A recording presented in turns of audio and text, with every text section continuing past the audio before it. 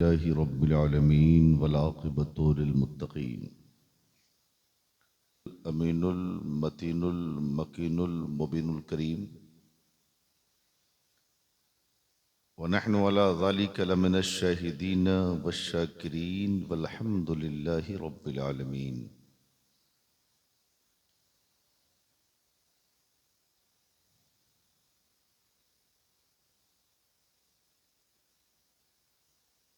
जगह कम है, दीवानों का हुजूम बहुत बड़ा है।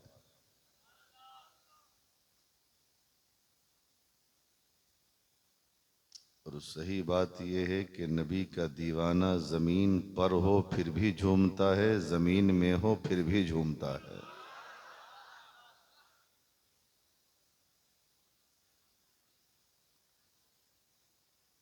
आज आप मुस्तफ़ा की महफिल में ज़मीन पर झूमोगे, मर जाओगे कब्र में तुम झूमते नजर आओगे।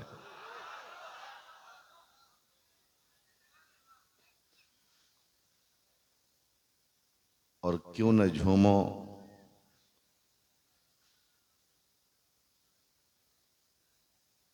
झूमते वही लोग हैं जो किसी कामिल पीर के हाथ पर बिक जाते हैं। इसलिए कि कामिल पीर के हाथ पे बिकने का मतलब ये है कि दुनिया भी संवर गई है और आखिरत भी संवरने वाला है। इसलिए जिनको जहां जगह मिल रही हो वो बैठ जाएं, उठक बैठक ना करें। ये दाहिने तरफ भी जगह खाली है, इसलिए कि जब हुजूर पीर तरीक़त रहबरे शरीयत सरकार मसूद मिल्लत दामत बरकातहुमुल आलिया वल कुदसिया की जब आमद होगी मंबर शरीफ पर, तो हो सकता है, और हो सकता क्या है बल्कि यही सही भी है कि थोड़ी सी भी जगह बाकी रहने वाली नहीं है। इसलिए जिनको जहां जगह मिल रही है वो वहीं बैठ जाए।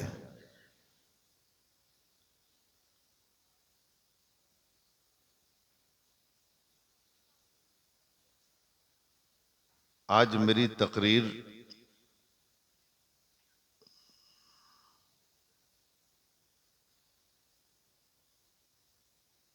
अलग ट्रैक पे चलने वाली है। जहन को जरा हाजिर कीजिएगा ताकि आपसे हम आपके काम की बात कर लें। और इसी जलसे में आपने मदरसे को जो ज़कात फितरा सदका खैरात की सूरत में जो मदद किया है और मदरसे ने आपको उसके बदले क्या दिया है वो भी देखेंगे। आज रिजल्ट का दिन है, नतीजे का दिन है, आज फल खाने का दिन है। इसलिए जिनको जहां जगह मिल रही हो वहां बैठें और मेरी कुछ कीमती बातें जो आपकी जिंदगी के लिए जरूरी है वो समाप्त करें।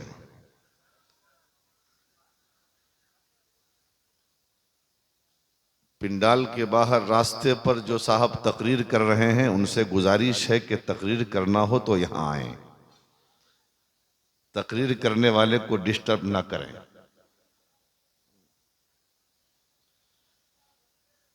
आइए सबसे पहले सारी कायनात के मरकज़े अकीदत ग़ियासे दारैन मोतिये कौनैन जनाब मोहम्मद रसूलुल्लाह सल्लल्लाहु ताला अलैहि वसल्लम की बारगाह बेकस पनाह में हदिये दुरूद पाक पेश करें और बवाद बुलंद पढ़ें। अल्लाहुम्मा सल्ली अला सय्यदिना व नबीना व हबीबिना मौलाना मुहम्मदिन बारिक वसल्लिम सल्लु अलैहि सलातम व सलामन अलैका या रसूलल्लाह सलातम व सलामन अलैका या हबीबल्लाह सल्लल्लाहु ताला अलैहि वसल्लम।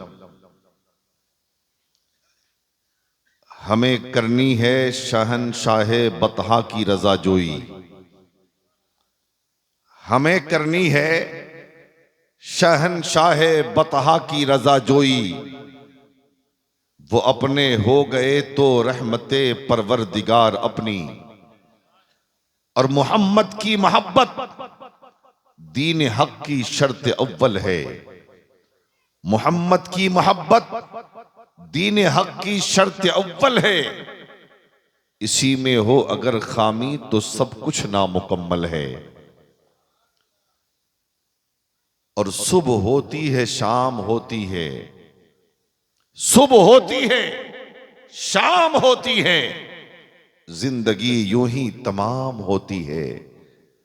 और क्या ठिकाना है जिंदगानी का, आदमी बुलबुला है पानी का।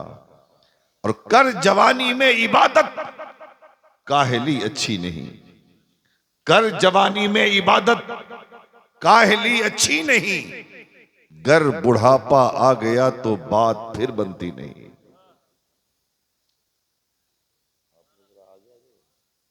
खाली हो गई है, थोड़ा सा खला महसूस हो रहा है।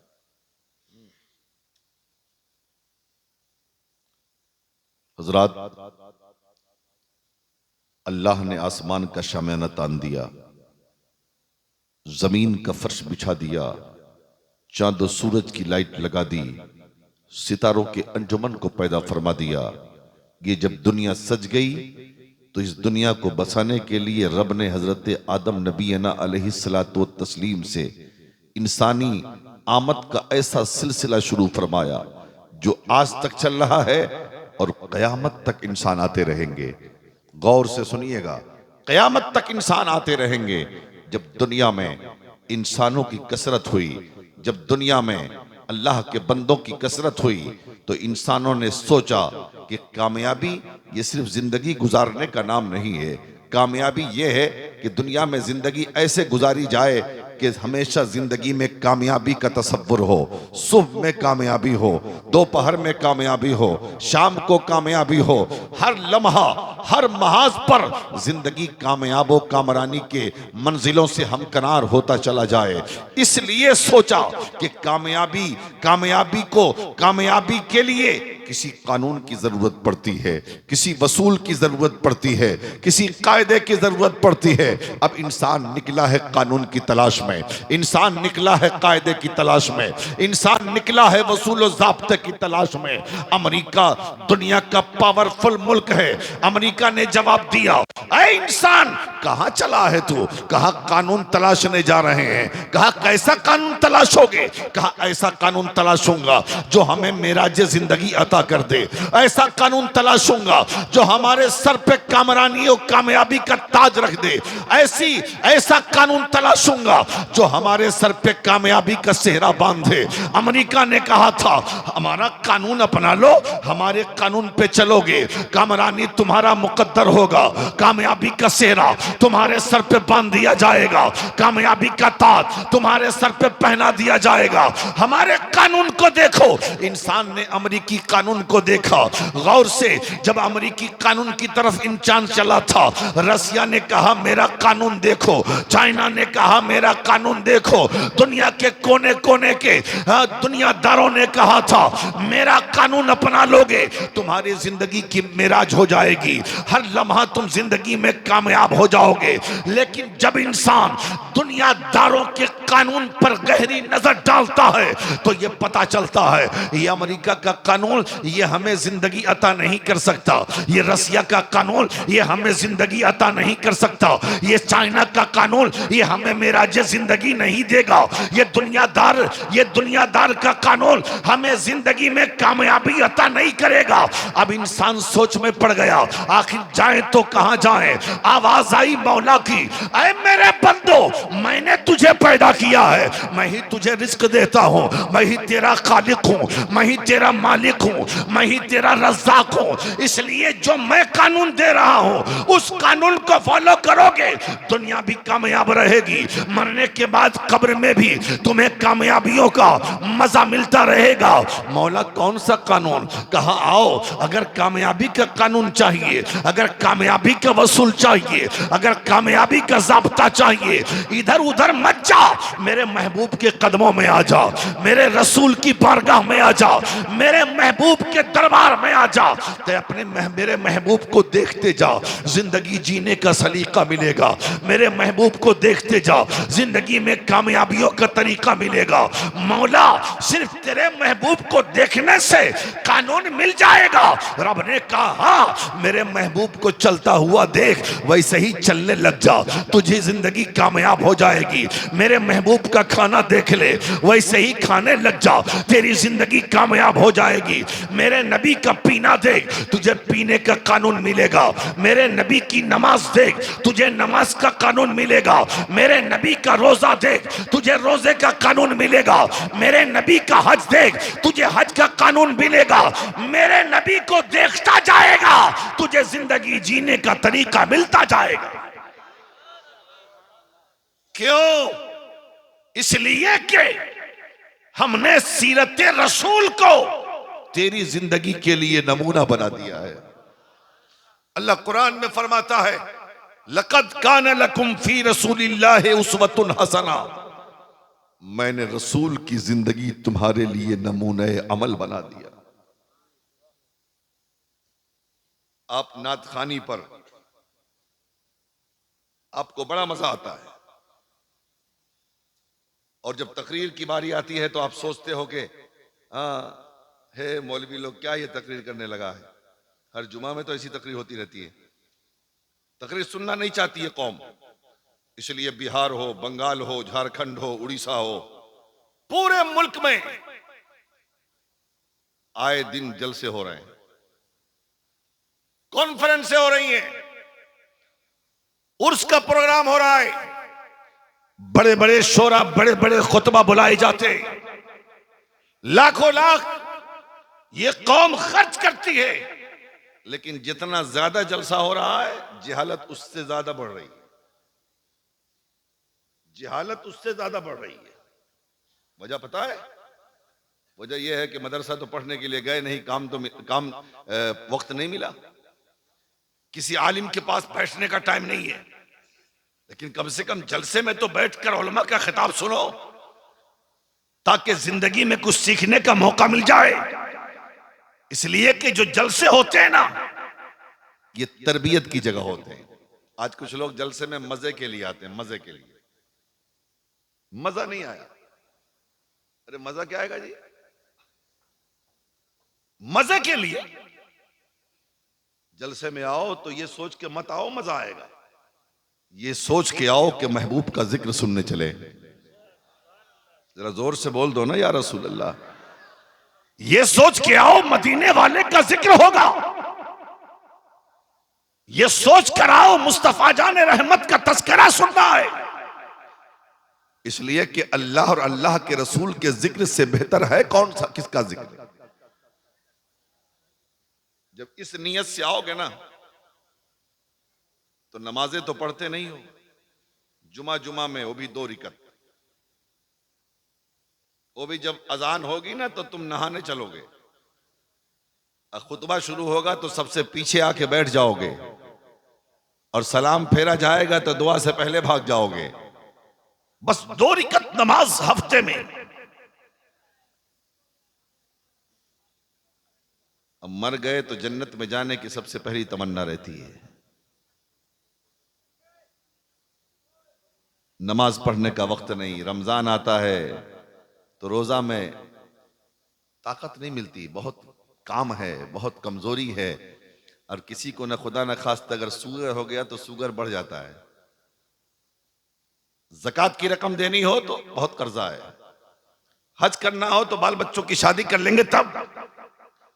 तो बताओ कौन सी चीज लेके जन्नत में जाओगे?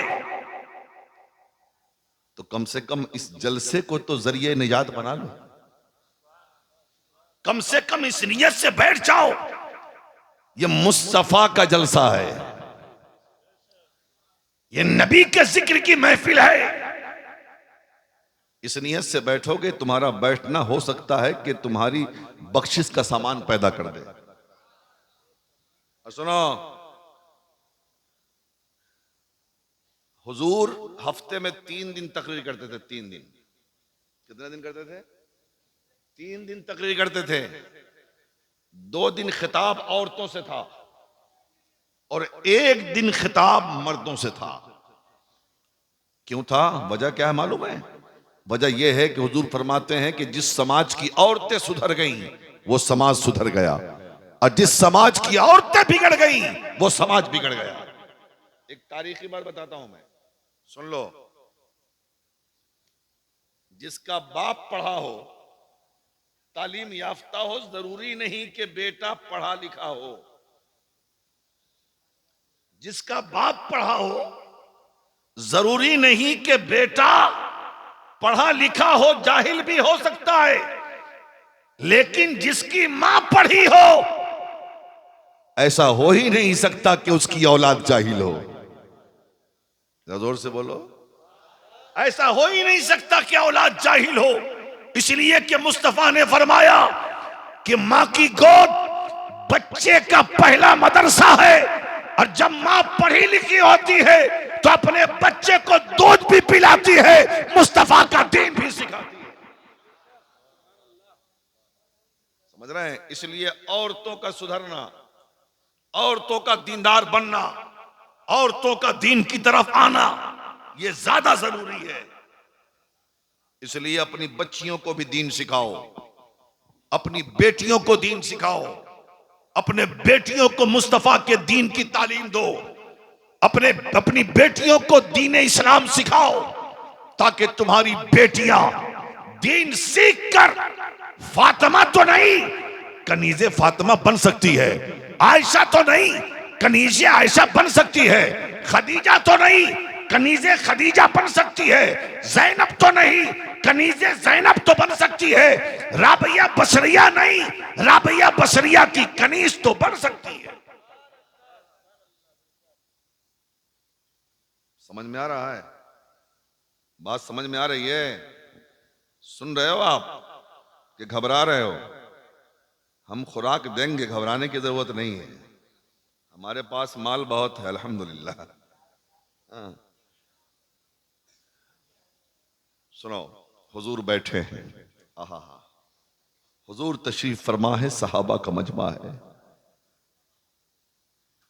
शब असरा का दूल्हा अपने गुलामों के बीच में तशरीफ रखता है। अबू बकर भी वहीं पर है, उमर भी वहीं पर हैं, उस्मान भी वहीं पर हैं, अली भी वहीं पर हैं, बिलाल भी मौजूद हैं, अबू हुरैरा भी मौजूद हैं, साद भी मौजूद हैं, सईद भी मौजूद हैं। ये शुरुआती दौर था मजहब इस्लाम का। ये सारे लोग सरकार की बारगाह में तशरीफ फरमा है। आका फरमाते हैं, ऐ मेरे गुलामों, और उन मुसलमानों में वो लोग भी थे जो अभी नए नए मुसलमान हुए थे। सही तरीके से मजहब इस्लाम को उन्होंने समझा नहीं था, सही तरीके से कानून इस्लाम को जाना नहीं था। मुस्तफ़ा जाने रहमत फरमाते हैं, ऐ मेरे गुलामों, मैं तुम्हें कोई खुशखबरी न सुना दूं, मैं तुम्हें कोई खुशखबरी न सुना दूं। आका की जबान से खुशखबरी और गुलाम ना सुने, ऐसा हो सकता है? आका करीम जब फरमाए तो अल्लाह के रसूल की बारगाह में सहाबा अर्ज करते हैं, हम मेरे माँ बाप आप पे कुर्बान हो जाएं, आका बता दिया जाए कौन सी खुशखबरी है। अल्लाह के रसूल इरशाद फरमाते हैं, सुनना चाहते हो खुशखबरी? आका सुना दिया जाए तो रसूलुल्लाह इरशाद फरमाते हैं, ऐ मेरे सहाबा सुन लो, मिफ्ताहुल जन्नति ला इलाहा इल्लल्लाह, ला इलाहा इल्लल्लाह जन्नत की कुंजी है। ला इलाहा इल्लल्लाह जन्नत की कुंजी है। तो जब ये ऐलान फरमाया ना, और उसके पास जन्नत के ताले की चाबी आ गई, और उस चाबी से जन्नत का ताला खोल सकता है, जन्नत में जा सकता है। जब आका ने ये इरशाद फरमाया तो बहुत सारे वो लोग भी मजमे में थे जो नए नए इस्लाम लाए थे, नए नए मुसलमान हुए थे। वो सब सारे लोग एक दूसरे को देखकर कनखियां मारने लगे, खुशियां मनाने लगे। क्या सोचकर? ये सोचकर अरे बड़ी सस्ती जन्नत मिल रही है। कितना अच्छा ऐलान आका एक करीम ने फरमाया है, कितना अच्छा ऐलान मुस्तफा जान रहमत ने फरमाया है कि ला इलाहा इल्लल्लाह जन्नत की कुंजी है। हमने कलमा तो पढ़ ही लिया है, अब मरने की देर है। जो ही दुनिया से जाएंगे हमारे पास चाबी है, हम जन्नत का ताला खोलेंगे और सीधे जन्नत में चले जाएंगे। मुस्तफा जान रहमत ने जब देखा कि ये लोग आपस में ये सोच रहे हैं और आपस में कनखियों से बात कर रहे हैं, तो मेरा नबी तो वो है जो दिलों की धड़कनों को जानता है, दिलों के हालात से वाकिफ है, दिलों की बातों को जानता है। मुस्तफा जान रहमत समझ गए ये सहाबा ये सोच रहे हैं, ये मुसलमान ये सोच रहे हैं, तो मेरे रसूल इरशाद फरमाते हैं, ओ मेरे सहाबा ये तो बताओ, अलैसा अलैसा लिल मिफ्ताह असनानुन, क्या चाबियों में दांत नहीं होते?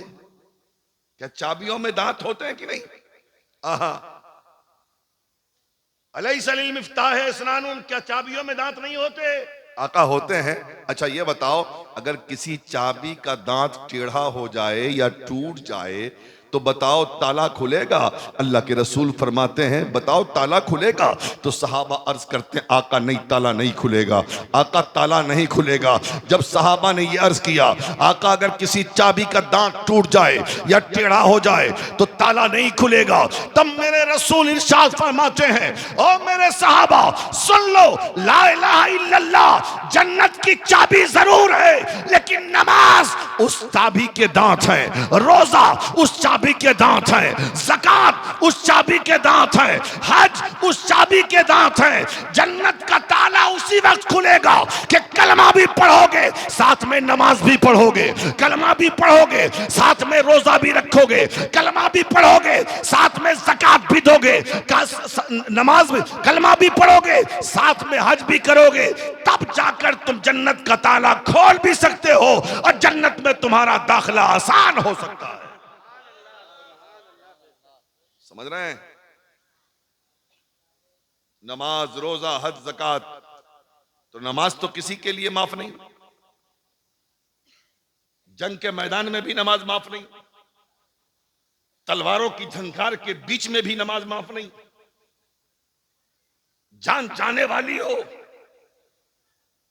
कुफ्र इस्लाम का मुकाबला हो, उस वक्त अगर चाहो कि नमाज माफ हो जाए उस वक्त भी नमाज माफ नहीं। तलवार चल रही है, मुसलमान नमाज अदा कर रहा है, नेज़े चल रहे हैं, नबी का गुलाम नमाज अदा कर रहा है। ये मुसलमानों की शान है ना कि तलवारों के झंकार के बीच में रब का सजदा करे। और सुनते रहते हो ना कि करबला में इमाम ने नेज़े चल रहे हैं, तलवारें चल रही हैं, बर्छियां चल रहे हैं, भाले चल रहे हैं, लेकिन कोई तारीख बता दे कि करबला में इमाम हुसैन का एक सजदा भी छूटा हो।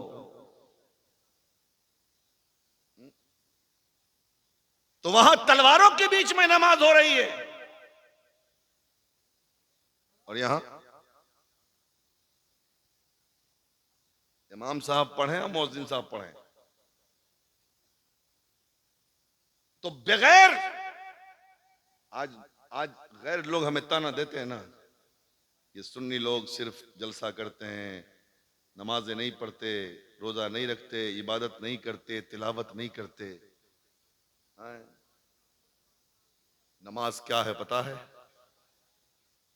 आका फरमाते हैं कुर्रतु ऐनी फी सलात, नमाज मेरे आंखों की ठंडक है। ये हुजूर फरमा रहे नमाज मेरे आंखों की ठंडक है।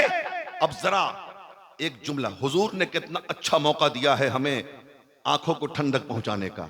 अच्छा ये बताओ, आप जानते हो आका पैदा हुए तो अपने गुलामों को याद किया, आका पैदा हुए तो अपने गुलामों को याद किया। हजरत सैयदा आमना रदियल्लाहु ताला अन्हा कहती हैं कि जब मेरा बेटा दुनिया में आया, आते ही सजदे में आते ही सजदे में अल्लाह अल्लाह।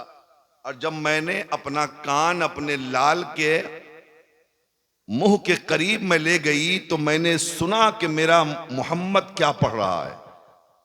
हुजूर क्या कह रहे हैं? अल्लाहुम्मा मग़फ़िर ले उम्मती, अल्लाहुम्मा मग़फ़िर ले उम्मती, अल्लाहुम्मा मग़फ़िर ले उम्मती। ऐ मेरे अल्लाह मेरी उम्मत को माफ़ कर दे, मेरी उम्मत के गुनाहों को माफ़ कर दे, मेरी उम्मत की खताओं को माफ़ कर दे। नबी पैदा हो तो हम गुलामों को याद करें। मुस्तफ़ा शबे मेराज की शब जा रहे हैं, बुराक पे सवार नहीं हो रहे हैं। अल्लाह के रसूल सल्लल्लाहु अलैहि वसल्लम सोच में पड़ गए। बुराक हाजिर है, जिब्राइल 70,000 फरिश्तों के साथ मौजूद हैं।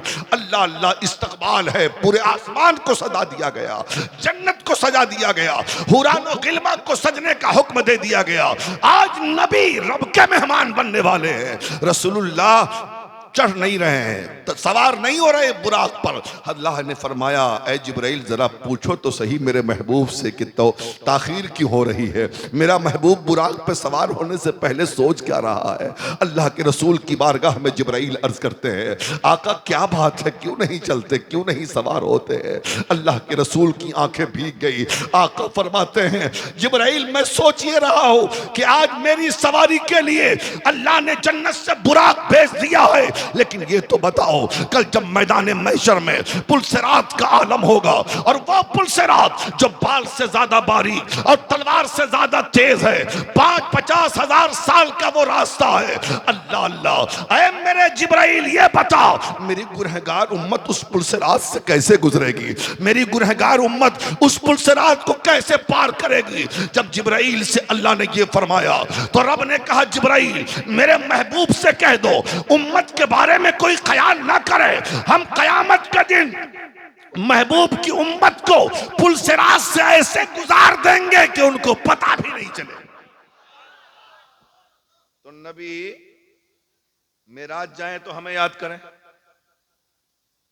और जब सरकार का विसाल हो गया ना, तो कब्र में जब रखा गया हुजूर को, तो देखा कि हुजूर के लभाए मुबारक खिल रहे हैं। हजरत जाबिर कहते हैं मैंने कान लगा दिया। जब कान लगाया तो मैंने सुना कि आका कह रहे हैं, अल्लाहुम्मा मग़फ़िर ले उम्मती, अल्लाहुम्मा मग़फ़िर ले उम्मती, मौला मेरी उम्मत को माफ़ कर दे। अब बताओ, ये तो ये 3 वक्त की बात है। ऐसे बहुत सारे वाक़यात हैं, बहुत सारी तारीखें हैं कि रात रात भर मुस्तफ़ा हम गुलामों के लिए रोया करते थे। खाना भी छोड़ा हम गुलामों के लिए, पानी भी छोड़ा हम गुलामों के लिए, आराम भी छोड़ा हम गुलामों के लिए। रात रात भर क़याम करके मुस्तफ़ा अपने गुनहगार उम्मती की बख्शिश की दुआएं मांग रहे हैं, ये सिर्फ हमारे लिए। बताओ, एक इंसान जब रोता है उसकी आंखों से आंसू गिरते हैं, तो ये बताओ कि उसकी आंखें गर्म होती है कि नहीं? जोर जोर से बोलो। अरे गर्म होती है ना, रोने के बाद आंखें गर्म हो जाती है ना। आहा हा हा हा, मेरे आका की रहमत देख लो। अल्लाह के रसूल फरमाते हैं, मेरे गुलामों मैंने जो तुम्हारी याद में रोया है, तुम्हारी बख्शिश के लिए जो दुआएं की है, और मेरे आंख से जो आंसू के कतरे निकले हैं, मेरी आंख जो गर्म हुई है, अगर मेरी आंख को ठंडक पहुंचाना चाहते हो तो फजर की नमाज पढ़ लो, जोहर की नमाज पढ़ लो, असर की नमाज पढ़ लो, मगरिब की नमाज पढ़ लो, ऐशा की नमाज पढ़ लो। तुम रब को सजदा करते जाओगे, मेरी आंखों को ठंडक पहुंचती जाएगी। लेकिन आज हाल क्या है? बूढ़ा बूढ़ा, न पेट में आंत है, न मुंह में दांत है, ताश के अड्डों पे वक्त गुजारता है, नमाजें छोड़ देता है। औरतें घरों में टीवियों पर सीरियल देखना तो नहीं भूलती, रब का सजदा भूल जाती है। नौजवान लड़के क्रिकेट खेलना तो नहीं भूलते, जुमा की नमाज भूल जाते हैं। और फिर कहा जाता है, ये बताओ, ये जुआ और ताश के अड्डों पे बैठने वाले ये बूढ़े, ये कौन है? तो कहा जाता है ये मुसलमान है। ये घरों में टीवियों पर सीरियल देखने वाली ये औरतें कौन है? कहा जाता है ये मुसलमान है। ये क्रिकेट मैच के लिए जुमा छोड़ने वाले नौजवान ये कौन है? कहा जाता है मुसलमान है। ये बेपर्दा बाजारों में घूमने वाली लड़कियां ये कौन है? कहा जाता है मुसलमान है। क्या इस्लाम इसी का नाम है? क्या शरीयत इसी का नाम है? क्या कानून मुस्तफा इसी का नाम है कि 70 साल का बूढ़ा जुआ के अड्डे को आबाद करे, घर की औरतें नमाजें छोड़कर टीवी देखें, नौजवान लड़के जुमा छोड़कर किट का मजा ले? क्या इस्लाम इसी का नाम है? क्या मुस्तफा जान रहमत ने पत्थर इसलिए खाया था? क्या गालियां इसलिए सुनी थी? क्या रसूलुल्लाह ने कुफ्फारे मक्का के जुल्म को इसलिए बर्दाश्त किया था कि जब वक्त आए तो मेरी उम्मत का बूढ़ा नमाजें छोड़े और जुए के अड्डे को आबाद करे? मेरी उम्मत की औरतें सीरियल देखना ना भूले, नमाज पढ़ना भूल जाए। मेरी उम्मत का जवान जुमा पढ़ना छोड़ दे और मैदान में जाकर क्रिकेट खेले। क्या इसी का नाम दीन है? क्या इसी का नाम शरीयत है? 70 साल का बूढ़ा सफा चट करके स्नो पाउडर लगाकर मेकअप करके जवान बनने की कोशिश करता है और मर जाए तो बेवटा सोचता है कि फौरन जन्नत में जाए। चला आता है मदरसे में कारी साहब के पास, कारी साहब जल्दी दुआ कीजिए मेरे बाप के लिए कि बाप को जन्नत मिल जाए। इतनी आसान जन्नत है बेटा, मरो तब पता चलेगा कितनी मुश्किल जन्नत है। इतनी आसान जन्नत है जितने आसानी से सोच लेते हो कि मरेंगे जन्नत में चले जाएंगे, इतनी आसान जन्नत नहीं है जितना सोचा है तुमने। तो हजरत साबिर कलियरी को भूखा रहकर सब्र को एक नई जात नहीं देना पड़ता। अगर जन्नत इतनी आसान होती, अगर जन्नत इतनी आसान होती, अगर जन्नत इतनी आसान होती तो सरकार दूल्हा मियां और सरकार मसूद मिल्लत को अपनी जिंदगी के अनमोल वक्त को कौम के नाम सुपुर्द नहीं करना पड़ता। अगर जन्नत इतनी आसान होती तो सरकार मसूद मिल्लत को इस ठंड के मौसम में, इस हालात में अपना घर छोड़कर बंगाल नहीं आना पड़ता दीन की खिदमत के लिए, कौम की रहबरी के लिए। पता ये चला जन्नत इतनी आसान नहीं है, बल्कि जन्नत बहुत मुश्किल है। जन्नत वाला, जन्नती वाला, जन्नत में जाने वाला जन्नतियों वाला काम करता है, अच्छा काम करता है, तब जन्नत में जाने की वो कोशिश करता है। हजरात मेरे आका इरशाद फरमाते हैं, सुन लो गौर से सुनना, हदीस पाक है, कुल्लो उम्मती यदखुलूनल जन्नह इल्ला मन अबा। मेरे आका फरमाते हैं मेरा हर उम्मती जन्नत में जाएगा। मेरा क्या फरमाया आका ने? मेरा हर उम्मती जन्नत में जाएगा, लेकिन वो नहीं जाएगा जिसने इनकार किया। जिसने इनकार किया।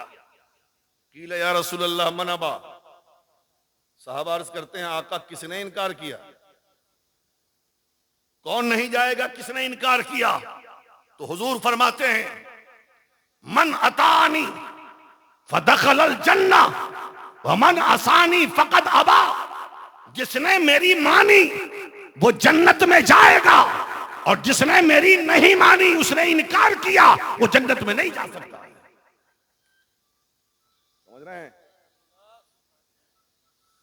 जिसने मेरी मानी वो जन्नत में जाएगा, जिसने हुजूर की मानी वो जन्नत में जाएगा, और जिसने हुजूर की नहीं मानी, उसने इनकार किया, वो जहन्नम में जाएगा।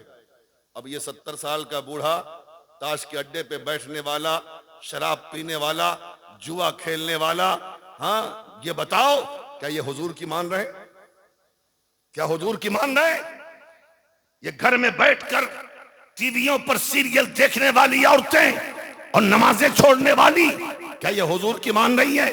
क्या नौजवान लड़के ये जुमा छोड़कर ये क्रिकेट खेलने वाले क्या हुजूर की मान रहे? ये बाजारों में बेपर्दा घूमने वाली लड़कियां क्या हुजूर की मान रही हैं? ये माँ बाप के नाफरमान औलाद क्या ये हुजूर की मान रहे? बोलो हुजूर की मान रहे? नबी का दीन किसी बाप की जागीर नहीं है, ये मुस्तफा का कानून है। ये इस्लाम का कानून है। और दीन जो होता है ना, और कानून इस्लाम सबके लिए बराबर है। इसलिए मुसलमानों, आओ दीन की तरफ, आओ मस्जिद की तरफ, आओ मुसल्ले की तरफ। आज हालात ऐसे हैं ना, देख लो पूरी दुनिया को उठा के, पूरी दुनिया तुम्हारे हाथ में यार। घर में खर्ची हो चाहे ना हो, 40,000 का मोबाइल तो जेब में रहता ही। 30,000 का मोबाइल तो जेब में। पूरी दुनिया की खबर रखता है आज का नौजवान। देखो कहां कहां तुम पर जुल्म हो रहे हैं। जो सर रब के सामने नहीं झुकता ना, वो सब के सामने झुकता है, और जो रब के सामने झुकता है वो किसी के सामने नहीं झुकता। समझ रहे हो? देख लो नमाजों से मोहब्बत का हाल सिर्फ अली अली अली अली अली का नारा लगाने से नहीं होगा मियां। सिर्फ मां दे नारा और ले नारा, नारा लगाना चाहिए, इसलिए कि अली के नारे में वो कुव्वत और ताकत है कि बड़े से बड़ा सुरमा जो है ना, सरकार अली मुर्तजा का नाम सुनकर हक्का बक्का रह जाता है। जोर से बोलो, अब तो बोलो यार। सुभान अल्लाह बोलने में थोड़ी ना मना किया मैंने। मौला अली का नाम ऐसा नाम है कि आज भी खैबर का दरवाजा कांप रहा है नाम अली से। तो नारा भी लगाएंगे, लेकिन हजरत अली को जो नमाज से मोहब्बत थी वो भी तो देख लो। मकाम सहबा है ना, मकाम सहबा हुजूर ने नमाज पढ़ ली और हुजूर अली की गोद में सर रख के सो गए। अली की गोद में सर रख के सो गए। सूरज डूब रहा है, एक तरफ अली चेहरे मुस्तफा देखते, दूसरी तरफ सूरज देखते। सोच रहे हैं कि सूरज डूब जा रहा है, डूब गया सूरज तो असर की नमाज कज़ा हो जाएगी, लेकिन हुजूर गोद में सर रख के सो रहे हैं। हुजूर को जगाऊं कैसे, हिम्मत नहीं है। एक तरफ मोहब्बत है नमाज की, एक तरफ प्यार है हुजूर की नींद से। आखिर में दिल कहता था जगा दो। नमाज पढ़ने वाली बहुत बड़ी इबादत है, बहुत मोहतरम नमाज है, थोड़ी देर के लिए जगा दीजिए हुजूर को। लेकिन जहां चले जगाने, इश्क ने आवाज दिया खबरदार। इश्क ने आवाज दिया खबरदार, जगाना मत, इसलिए कि नमाज़े कज़ा हो तो फिर से अदा हो, मोहब्बत कज़ा हो तो कैसे। नहीं जगाया, सूरज डूब गया, लेकिन नमाज से जो मौलाए कायनात की मोहब्बत थी, जो दिल में दर्द था, वो दिल का दर्द आंसू बनकर आंखों के रास्ते से निकल गया। और जब निकला तो इधर उधर नहीं गिरा, रूखे मुस्तफा पे गिर गया, चेहरे वद्दुहा पे गिरा। जब आंसू की गर्मी पहुंची मुस्तफा को, आका ने आंखें खोल दी और आंखें खोल के फरमाते हैं, आका अली क्या बात है, क्यों रो रहे हो, किस चीज ने तुम्हें रुला दिया है। या रसूल अल्लाह, नमाज असर कज़ा हो गई। आका नमाज असर छूट गई है, नमाज असर कज़ा हो गई, सूरज डूब गया है। आका फरमाते हैं, अली तुमने मुझे जगह क्यों नहीं दिया, नमाज असर पढ़ लिया होता जगा के। या रसूल अल्लाह, दिल तो चाहता था जगा दिया जाए, अक्ल तो चाहती थी जगा दिया जाए, लेकिन इश्क ने दामन थाम के कहा था, खबरदार मुस्तफा की नींद में खलल ना आने पाए, रसूलुल्लाह को मत जगाना, नमाज कज़ा होती है होने दो, मुस्तफा की मोहब्बत में, मुस्तफा की मोहब्बत न कज़ा होने पाए। आका इसीलिए नहीं जगाया। आका फरमाते हैं, अली क्या मेरी वजह से, क्या मेरी वजह से, मेरी नींद की वजह से तुमने नमाज असर को कुर्बान कर दिया है। हाँ या रसूल अल्लाह, कुर्बान कर दिया, या रसूल अल्लाह कुर्बान कर दिया। तो रसूल फरमाते हैं, ऐ अली जब तुमने मेरे लिए नमाज असर को कुर्बान किया है, तो मेरी मोहब्बत को यह गवारा नहीं कि अली तुम नमाज असर कज़ा पढ़ो, बल्कि अब मैं सूरज पलटाता हूं, नमाज असर की अदायगी करो। इशारा मुस्तफ़ा पड़ा है। जहां सूरज डूब चुका था, पूरी दुनिया अंधेरी हो गई थी, फिर सूरज पलट के वहीं पर पहुंच गया जहां पर सूरज के पहुंचने से असर की नमाज का वक्त शुरू होता है। अब सरकार मौलाए कायनात ने नमाज पढ़ी, इत्मीनान से पढ़ी नमाज। किसी ने एक दिन पूछ दिया, हुजूर ये तो बताएं कि मकाम सहबा में जो नमाज पढ़ रहे थे आप, तो जल्दबाजी तो नहीं थी, इत्मीनान से पढ़ी आपने नमाज की नहीं? हजरत अली कहते हैं कि वैसे इत्मीनान से तो मैंने पूरी जिंदगी नमाज नहीं पढ़ी। क्या मतलब? कहा पहले जिंदगी में जब नमाज़े असर की नियत बांधता तो ये ख्याल रहता था कि कहीं सूरज डूब ना जाए, लेकिन आज ये ख्याल नहीं था, इसलिए कि आज मौला अली के लिए मुस्तफा ने सूरज को पलटाया। अली को यकीन था जब तक अली नमाज नहीं पढ़ लेगा सूरज डूब नहीं सकता। समझ रहे हैं? तो हजरत अली से मोहब्बत, ये एक मोहब्बत का तरीका ये है कि मौला अली ने नमाज कभी नहीं, नमाज से मोहब्बत की नमाज पढ़ी। ये वो तारीख याद है ना आपको? एक तीर लग गया था हजरत मौला कायनात को, लोगों ने निकालना चाहा, डॉक्टरों ने निकालना चाहा, हकीमों ने, तबीबों ने, हिम्मत नहीं पड़ी, बड़ा अंदर था। किसी ने मशवरा दिया कि वह घबराते क्यों हो, जहां अली नमाज में होंगे ना निकाल लेना। आहा हा हा, अली नमाज में होंगे तो निकाल लेना। इसलिए कि नमाज में वो इस तरीके से मह हो जाते हैं, गर्क हो जाते हैं कि उन्हें दुनिया का कुछ पता ही नहीं रहता। नमाज शुरू किए, इधर हकीमों ने निकाल लिया तीर, पता भी नहीं चला। नमाज के बाद पूछा, क्या तुम लोग तीर निकालने के लिए आए हो? कहा हुजूर तीर निकल गया। जरा जोर से बोल रहे हैं, ये है नमाज, ये है नमाज। और आज हम लोग नमाज की नियत मानते हैं तो पूरे कारोबार का ख्याल दिल में आता है कि किससे पैसा लेना है, किसको पैसा देना है, हाँ, किसका हिसाब बाकी है, किसका क्या बाकी है, कौन सामान ले गया।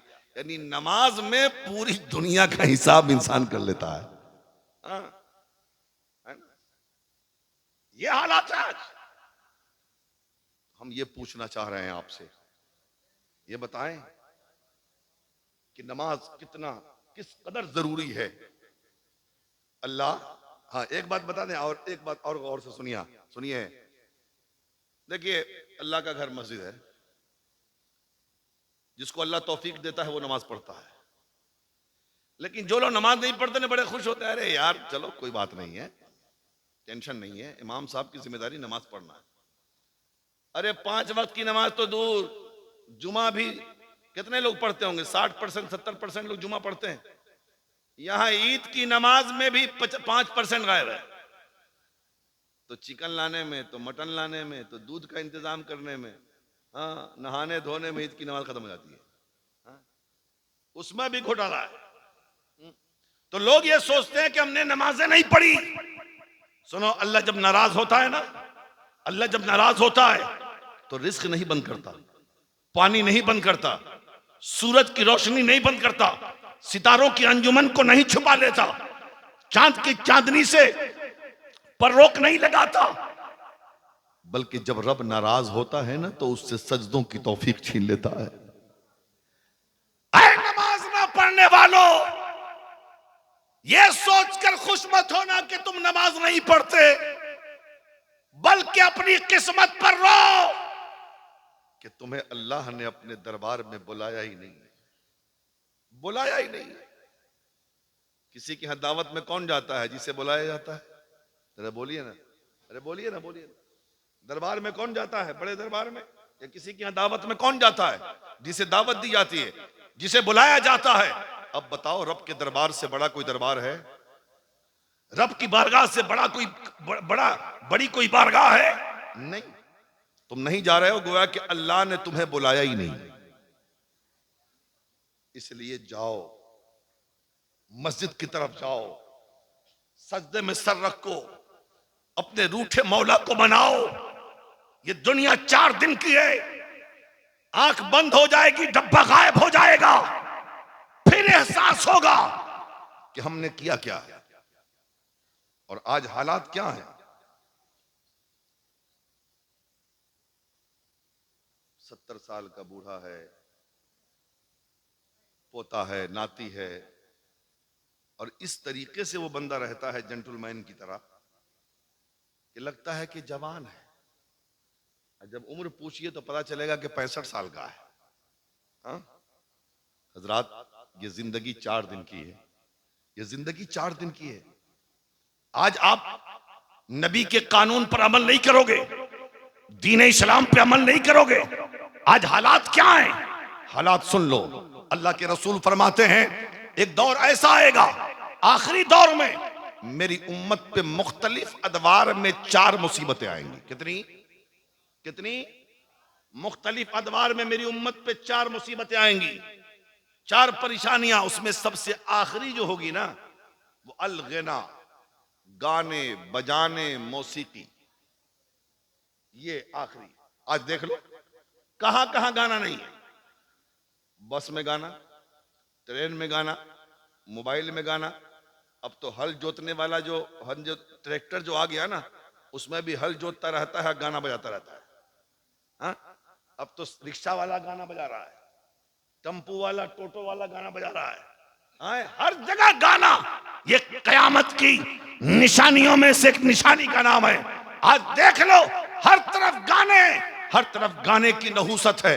लेकिन एक दौर वो था जब कुरान की तिलावत होती थी, दुरूद पाक के नगमे गाए जाते थे, जब मुस्तफा की नाक पढ़ी जाती थी, तो पहले के जमाने में लोग हल भी चलाते थे और सूरह यासीन की तिलावत भी करते थे।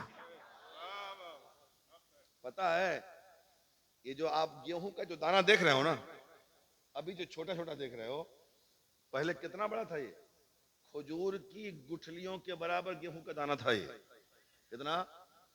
खजूर की गुठलियों के बराबर गेहूं का दाना होता था। क्यों? इसलिए कि हल जोतने वाला हल भी जोतता था, कुरान की तिलावत भी करता था। हल जोतने वाला हल भी जोतता था, सूरह यासीन की तिलावत भी करता था।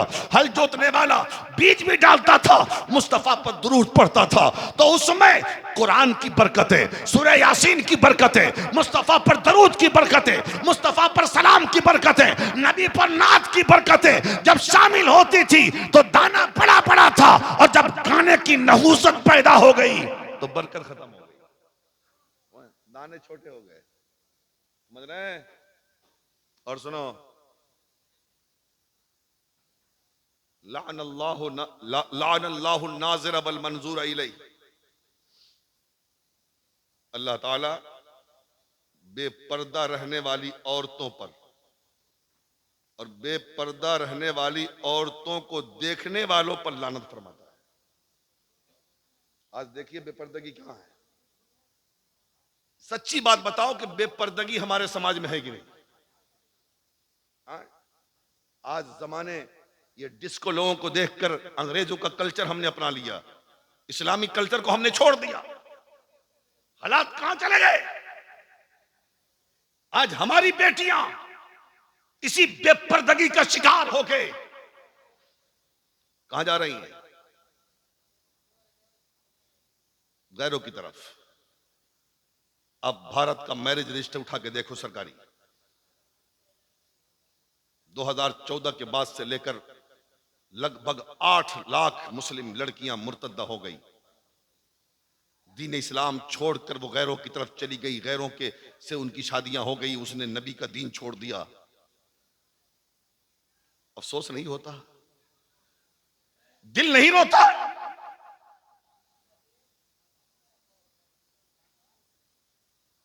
क्या दर्द नहीं होता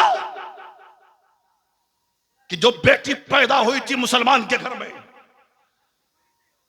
जिसके कान में इमाम ने अजान पढ़ी थी और तकबीर, जिसको मां बाप ने कुरान पढ़ाया था, वो बेटी आज मुस्तफा का दीन छोड़कर गैरों की तरफ गई, गैरों से शादी करके मुर्तद्दा हो गई, जहन्नम में चली गई। ये बताओ ये कसूर किसका है? ये बताओ ये गलती किसकी है? ये बताओ ये पाप किसका है? सिर्फ उसी का है? नहीं, समाज का है, मां बाप का है, हमारा और आपका है कि हमने अपने समाज को दीन से दूर रखा, अपने सोसाइटी को मुस्तफा की शरीयत से दूर रखा, मुस्तफा के कानून से दूर रखा। हमने अपनी बेटियों को हाँ इंजीनियर तो बनाया, डॉक्टर तो बनाया, प्रोफेसर तो बनाया, इंग्लिश तो पढ़ाया, बंगला तो पढ़ाया, हिंदी तो पढ़ाया, और क्या क्या जबान हमने पढ़ाया है, सब कुछ पढ़ाया। नहीं पढ़ाया है तो मुस्तफा का दीन नहीं पढ़ाया है, नहीं पढ़ाया है तो मुस्तफा की शरीयत नहीं पढ़ाई है। यही वजह तो है उसे पता ही नहीं कि मुसलमान कहते किसे हैं, उसे मालूम नहीं एक इस्लामी शहजादी को दुनिया में जिंदा कैसे रहना है, उसे पता ही नहीं एक इस्लामिक बेटी को दुनिया में जिंदगी के सुबह शाम कैसे गुजारने हैं। और आज एक बाप अपनी बेटी के लिए दीनी किताब तो नहीं खरीदता लेकिन नावल जरूर खरीदता है। एक भाई अपनी बहन के लिए दीनी किताब तो नहीं खरीदता लेकिन गाने की किताब जरूर खरीदता है, जिसकी वजह यह है काश उन किताबों की जगह तुमने कभी सीरत फातिमतुज़ ज़हरा की किताब भी अपनी बेटी को लाके दिया होता, कभी खातून जन्नत की सीरत की किताब लाके दिया होता, कभी खदीजतुल कुबरा की सीरत की किताब लाके दिया होता, ताकि तुम्हारी बेटी और हमारी बेटी इन खवातीन इस्लाम की सीरत पढ़कर इन्हें मालूम तो होता कि इस्लाम की शहजादी को दुनिया में जिंदा कैसे रहना है। लेकिन आज हालात क्या है, किस तरीके से हम दीन से दूर हो गए, किस तरीके से हम शरीयत से दूर हो गए, किस तरीके से हम कानून मुस्तफा से दूर हो गए। आज कुरान पढ़ने वाला नहीं हमारे घरों में, बेटी को जहेज में कुरान दिया जाता है लेकिन बस वो ताक की जीनत बनता है कुरान। साल में एक मर्तबा शबे बारात के मौके पर घर की औरतें तो कुरान निकाल कर 15 दिन तक थोड़ा थोड़ा पढ़ लेती हैं, लेकिन मर्दों को तो वहां भी फुर्सत नहीं है। कैसे पढ़ेंगे, पढ़ाई नहीं। हजरात बताओ, आज आप बीमार हो, परेशान हो, बेरोजगार हो, मुसीबत के मारे हो, दिक्कतों में घिरे हो, दुकान नहीं चलती है और सोचते हो क्या हो गया, मेरी दुकान नहीं चलती, हम बेरोजगार हो गए, हम परेशान हो गए, हम मुसीबतों से घिर गए। अरे तुम इधर उधर की बात करते हो, तुम्हारे घर में कुरान है और कुरान मुकम्मल ज़ाब्ता-ए हयात है। अगर कोई जिंदगी जीना चाहता है कुरान पढ़ के तो वो कुरान पढ़ के पूरी जिंदगी जी सकता है। असहाबे सुफ़्फ़ा कौन थे? ये एक चबूतरे पे रहते थे। वो इस्लाम का पहला मदरसा है वो चबूतरा। पढ़ाने वाले मुस्तफ़ा हैं, पढ़ने वाले सहाबा हैं और किताब एक, सिर्फ कुरान पढ़ाया जा रहा है, सिर्फ कुरान पढ़ाया जा रहा है। और एक कुरान पढ़ के सारे उलूम आ गए। और कैसे ना हो, हजरत मौलाए कायनात, आज हम देखते हैं ना सिर्फ 30 पारे कुरान में, हमने कहा समझा कुरान को, आपने कहा समझा कुरान को। अगर कुरान समझना है तो हजरत मौलाए कायनात का इल्म चाहिए। बोलो ना जोर से यार। हाँ? सिर्फ अली अली का नारा लगाओगे? हाँ? और मौलाए कायनात का जिक्र होगा तो सुभान अल्लाह भी ना कहोगे? हाँ? जोर से बोलो, और जोर से बोलो। अब पीछे वाले को क्या हो गया है?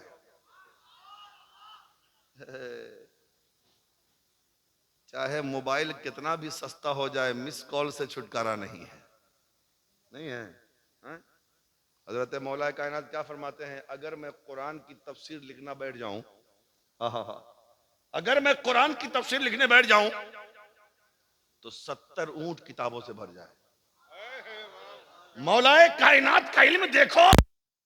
आज मदरसे की दरस में बैठे हो ना, हुजूर तशरीफ लाने वाले हैं, सरकार मसूद मिल्लत का करम है, अल्लाह वालों की नजर इनायत है कि हम भी सलामत हैं, तुम भी सलामत हो।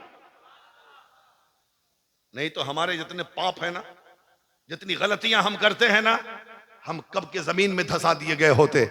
लेकिन वाकई ये अल्लाह वालों के कदम मेमनत लुज़ूम की बरकत का नतीजा है कि आज हम जमीन पर सलामत हैं। हम खा भी रहे हैं, पी भी रहे हैं, चल भी रहे हैं, बोल भी रहे हैं, उठ रहे हैं। ये अल्लाह वालों की बरकत का नतीजा।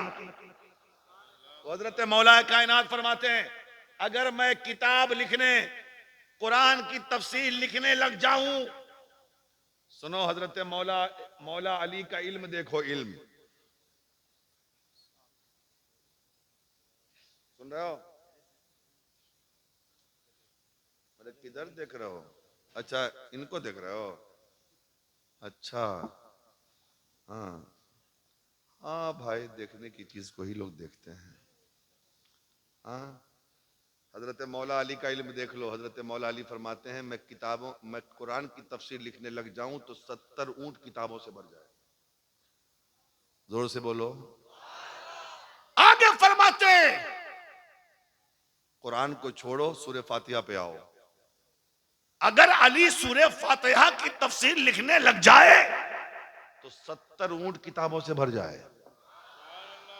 आगे मौला कायनात फरमाते हैं, सूरह फातिहा को छोड़ दो, सूरह फातिहा से पहले जो बिस्मिल्लाह है, अगर अली बिस्मिल्लाह की तफसीर लिखने लग जाए तो 70 ऊंट किताबों से भर जाए। आगे मौला अली फरमाते हैं, बिस्मिल्लाह तो बहुत बड़ा है, अगर अली बिस्मिल्लाह के बे की तफसीर लिखने लगे तो 70 ऊंट किताबों से भर जाए। आगे मौला कायनात फरमाते हैं, बे तो बहुत बड़ा है, अगर बे के नीचे जो नुक्ता है, अगर अली उस नुक्ते की तफसीर लिखने बैठ जाए तो 70 ऊंट किताबों से भर जाए। ये मौला है। नुक्ता कितना देख लीजिए, हम लोग क्या कहेंगे नुक्ता है, वहां खलील साहब क्या कहेंगे नुक्ता है, लेकिन हजरत मौला कायनात कहते 70 ऊंट किताबों से भर जाए। इसलिए हम कहते हैं कि कुरान में सब कुछ है, हमें नजर नहीं आता। कुरान में सब कुछ है, हमें नजर नहीं आता। हमारे पास उतना इल्म ही नहीं है कि हम कुरान में तलाश कर सकें। तो कब पढ़ोगे कुरान? कब पढ़ोगे नमाज? हम मिलाद वाले भी हैं और हम मेराज वाले भी हैं। अरे मिलाद का जलसा करते हैं ना हम लोग रबीउल अव्वल शरीफ में, और मेराज का जलसा भी करते हैं रजब शरीफ में कि हुजूर मेराज में तशरीफ ले गए। मिलाद भी करने वाला, मेराज भी मनाने वाला बेनमाजी हो, ये तो ताज्जुब की बात है। मिलाद में हुजूर ने खुद सजदा किया और मेराज में हुजूर नमाज लेकर आए, लेकिन हम नमाज ही नहीं पढ़ते, सिर्फ नियाज के चक्कर में पड़े रहते हैं। आज से तहैया करो, आज से तहैया करो। और एक बात हम बता दें, ये जो मैंने तकरीर की है ना, ये हुजूर सरकार मसूद मिल्लत के हुक्म से की है। जोर से बोल दो, जोर से बोलो। मैंने एक जलसे में कहा था, याद नहीं आ रहा किस जलसे में, इसी बीच में कहा था कि ये बात सच है, मेंबर शरीफ पे बैठा हूं, अल्लाह का घर है, रसूलुल्लाह का घर है, ये मदरसा है। कि आजकल के पीरों का हाल ये है, इल्ला माशा अल्लाह, चंद को छोड़ दीजिए, अक्सर पीरों का हाल ये होता है, वो चाहते हैं कि नात खां जब शायरी करे तो मेरी मनक़बत पढ़े, मेरे ऊपर शेर पढ़े, मुकर्रिर खिताब करे तो गौसे आजम की करामत ना बयान करके मेरी करामत बयान करे, ताकि मुरीदों का हल्का बढ़े। मेरा जिक्र करे, मेरी अच्छाइयों का जिक्र करे, मेरे बारे में कौम के सामने खिताब करे, ताकि मेरा नजराना बढ़े, मेरा हल्का बढ़े। लेकिन खुदा की कसम, मैंने कमरे के अंदर भी सरकार मसूद मिल्लत से बात की है, और मैंने स्टेज पर भी सरकार मसूद मिल्लत को देखा है कि जब रसूलुल्लाह का जिक्र होता है तो चेहरा खिल जाता है, जब गौसे आजम का जिक्र होता है तो चेहरा खिल जाता है, जब गरीब नवाज का जिक्र होता है तो चेहरा खिल जाता है, जब बुजुर्गों का जिक्र होता है तो चेहरा खिल जाता है। और मुझसे कहा, बाबू असल जिक्र तो मुस्तफा जाने रहमत का जिक्र है। नारे तकबीर, नारे रिसालत, नारे हैदरी, अज़मत मुस्तफा, अज़मत मुस्तफा, अज़मत मुस्तफा, फैज़ाने कलीमी, नारे तकबीर, नारे रिसालत। हज़रत ने फरमाया, कौम को नमाज की दावत दीजिए। आज हमारी कौम चादर चढ़ाती है, फातिहा नियाज में है, नजराने देती है, जलसों में शिरकत करती है, ये सब है हमारी कौम के अंदर, लेकिन कमी है तो नमाज की, कमी है तो सजदों की, कमी है तो इबादतों की। तो मैंने ये तन्हा पीर देखा जो अपनी कौम की इस्लाह की बात करता हो, कौम की भलाई की बात करता हो। और मैं तो कहता हूं सरकार हाफिज मिल्लत ने कहा था हर चीज का जवाब काम है, हर सवाल का जवाब काम है। मसूद मिल्लत ने अपनी सरपरस्ती में दुनिया में दीन का इतना काम किया है कि कयामत तक सूरज की तरह मसूद मिल्लत का नाम रोशन रहेगा। समझ रहे हैं? और ये आपकी दीवानगी जो है ना, ये आपकी दीवानगी ऐसे नहीं है। अरे आज तो हाल ये है कि बेटा खर्च ना दे बाप को तो बाप भगा देता है घर से, अगर शौहर बीवी को खर्चा ना दे तो बीवी भाग जाती है। आज तो दुनिया मतलब की है ना, लेकिन इस सरकार मसूद मिल्लत की जात से आपकी दीवानगी ऐसे ही नहीं है, ये मिन जानिबिल्लाह है। जरा जोर से बोलो। इसलिए कि जब अल्लाह का बंदा दीन के लिए वक्फ हो जाता है, दीन का काम करता है, मुस्तफा की रजा के लिए, अल्लाह की खुशनुदी के लिए, मुस्तफा की शरीयत के लिए, कौम के फलाह बहबूद के लिए जब अपने आप को दीन के लिए वक्फ कर देता है तो अल्लाह ताला कौम के दिलों में उनकी मोहब्बत डाल देता है। समझ रहे हैं? इसलिए मेरे भाई बहुत बड़े खुशनसीब हो आपके, आपके हाथों में आले रसूल का दामन है। मैं देख रहा हूं, मत घबराइए, हम बहुत पावरफुल आदमी हैं और बहुत तजर्बाकार भी हैं। मौलाना खलील साहब, हाँ, हम देखने वालों की नजर देख रहे हैं। हाँ, बड़े खुशनसीब हैं हमारा आप कि हमारे हाथों में आले रसूल का दामन है। ये मदरसे की दस्तारबंदी का प्रोग्राम है। हम आपसे कहते हैं कि नमाजों की पाबंदी करें, आप चेहरे पे दाढ़ी सजाएं, तिलावत कुरान का एहतमाम करें, घर में अपनी औरतों को नमाज की पाबंदी का हुक्म दें, अपनी बेटियों को पर्दे के इंतज़ाम का हुक्म दें। हाँ, मदारिस इस्लामिया के बच्चों से मोहब्बत करें, उलमा इकराम से मोहब्बत करें, अपने इमाम से मोहब्बत करें। यकीनन ये सब मोहब्बत जो होगी ना, ये ज़ाय नहीं जाएगी। हम दुआ करते हैं अल्लाह ताला आपको भी सलामत रखे, हमें भी सलामत रखे। हमारे बोलने में कोई भी अमदन सहबन खताएं लग़दिशें भूल चूक हो गई हो, हम सिद्ध दिल से तौबा करते हैं। आप भी पढ़ लीजिए, अस्तग़फिरुल्लाह रब्बी मिन कुल्लि ज़ंब व तौबा इलैह, हक़ ला इलाहा इल्लल्लाह मुहम्मदुर रसूलुल्लाह सल्लल्लाहु ताला अलैहि वसल्लम। खूब की सैरे चमन, फूल चुनी छाद रहे, बाग बजाता हूँ मैं, गुलशन तेरा आबाद रहे। ये महफिल नूर जिंदाबाद, फैदान सरकार मसरूर मिल्लत पाइंदाबाद। अस्सलामु अलैकुम।